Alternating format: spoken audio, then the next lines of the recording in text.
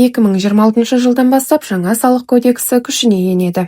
Ол шағын және орта бизнеске, сондай-ақ аграрлық секторға арналған салық режимдерін жеңілдетуді көздейді. Ауыл шаруашылығында бірыңғай жер салығы жойылады, бірақ фермерлер бұрынғы шарттармен жеке табыс салығын төлей береді. Саладағы басқа да жеңілдіктер сақталады.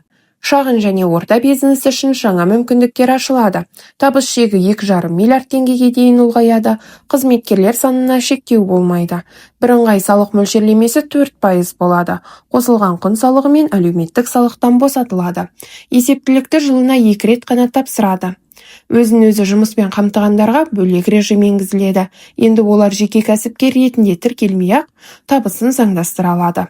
Табыс салығы 0%, тек әлеуметтік төлемдер табыстың 4%.